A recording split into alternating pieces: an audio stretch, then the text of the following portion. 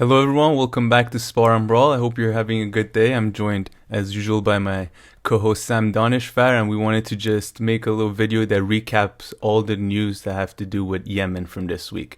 So starting off, there are about 2 or 3 of them, put them all in one video.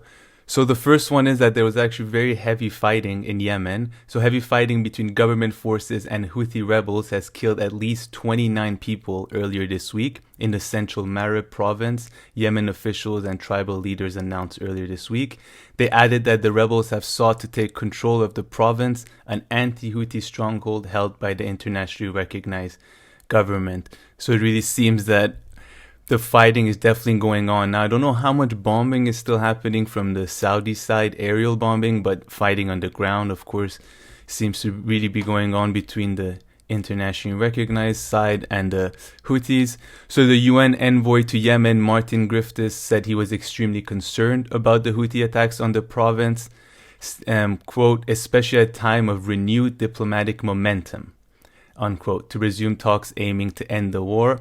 And Griffiths also visited Iran last week, which is the main backer of the Houthis, as Al Jazeera points out, part of a broader effort to negotiate a political solution to the Yemen conflict.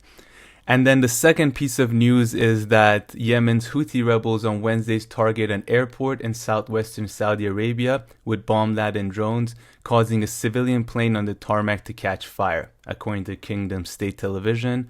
And the Houthis have claimed responsibility for the assault, with their military spokesman stressing that the Houthis considered Aba Airport to be a military, not a civilian target. And there haven't been any casualties there whatsoever, not even any injuries, just a plane caught fire a little bit.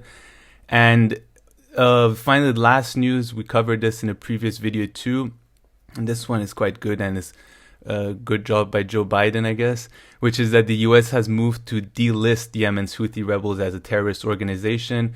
Trump had just designated them as a terrorist organization just like a week or two before leaving office.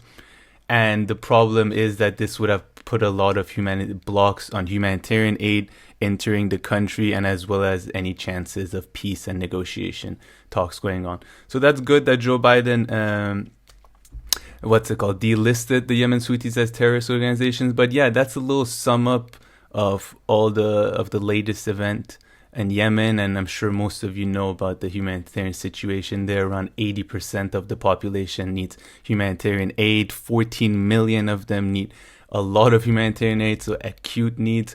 But yeah, that's the status of Yemen right now. I don't know if you have anything else to add on the news, Sam, about Yemen?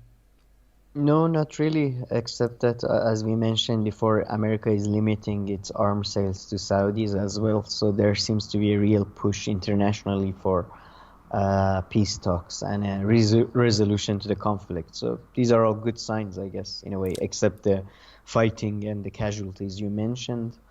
It seems like there is momentum for change. Yeah, exactly. And I mean, Yemen, I think one thing that makes it like particularly tragic is that, I mean, if you look at the number of people who've died, the official figures are 100,000 or something in this 7 or 8 year war, which is a lot. But I think it probably hides some of the situation there, just because Yemen depends so much on imports and imported food. So in terms of humanitarian needs in that way, it's much more acute than perhaps it even was during bigger wars, maybe in Syria or something like that. I'm not too sure, but yeah. So that's, I think, the latest on Yemen, and we'll see what happens in the next few weeks. Oh, and the US envoy to Yemen, just last piece of news I remembered, also went and met with the Saudis. And I saw that Axios interpreted this as being a very good step forward. They didn't really say why. I didn't find that to be that big and that significant, but okay, things are slightly moving in the right direction.